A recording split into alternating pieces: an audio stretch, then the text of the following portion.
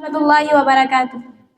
الحمد لله رب العالمين والصلاة والسلام على رسوله الكريم. أما بعد، أعوذ بالله من الشيطان الرجيم. بسم الله الرحمن الرحيم. وقد قال النبي صلى الله عليه وسلم: المرأة إذا سلت خمسها وصامت شهرها وأحسنت فرجها وأطاعت بعلها فلتدخل من أي أبواب الجنة شاءت. جا بجا قرآن میں اے مومنو تاکید ہے، جا بجا قرآن میں اے مومنو تاکید ہے، سستی مت کرنا نماز میں اگر فہمید ہے. مومن و کافر میں اگر کچھ فرق ہے تو یہ امتیاز، مومن ہے نمازی تو کافر ہے بے نماز. ساتھ تمہارا کوئی بھی نہیں دے گا حشر میں، ہاں تمہاری ساتھ دے گی یہ نماز تمہارا حشر میں. باپ بیٹے کے نہ بیٹا باپ کا کام آئے گا، حشر میں سب سے پہلے نمازوں کا ہی پیغام آئے گا. میری پیاری ماں اور بہنوں، میں اس حدیث کے تحت نماز کی اہمیت کے بارے میں کچھ گفتگو کرنا چاہتی ہوں. اللہ تعالیٰ صحیح کہنے کی توفیق عطا فرمائے. حضرت انس رضی اللہ عنہ سے روایت ہے کہ رسول صلی اللہ علیہ وسلم نے ارشاد فرمایا کہ عورت جب 5 وقت نماز پڑھے، رمضان کے روزے رکھے، حج کرے اور نیک صالح زندگی گزارے اور شوہر کی فرما برداری کرے تو جنت کے جس دروازے سے چاہے داخل ہو جائے. یہاں عورت کو چند کام کرنے پر جنت کی بشارت دی گئی ہے. میری پیاری ماں اور بہنوں، ہر ایک کو اس پر عمل کرنا ضروری ہے. ہماری مائیں اور بہنیں جانتی ہیں، حرج ہو مرض ہو، دکھ ہو تکلیف ہو بیماری ہو، ہر حال میں نماز پڑھنا فرض ہے. ہم دنوں رات میں 5 نمازیں فرض ہے جس کو ہماری مائیں بہنیں سب جانتی ہیں.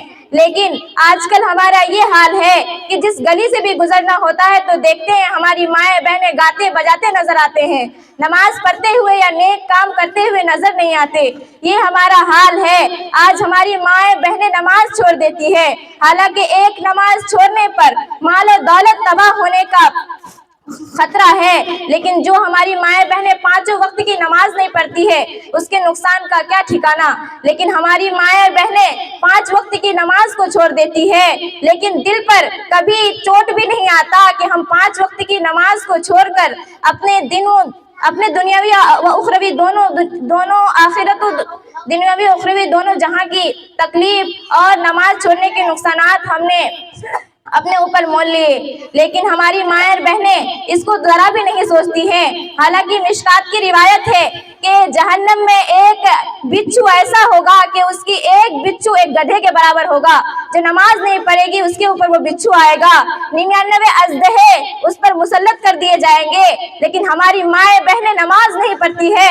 نماز پڑھنے کے بہت سارے نقصانات ہیں. نماز نہ پڑھنے سے صرف اپنے گھر کا نقصان نہیں ہوتا، بلکہ جو نماز نہیں پڑھتی ہے اس بے نمازی کی نحوست سے 40 گھر تک نحوست پھیل جاتی ہے.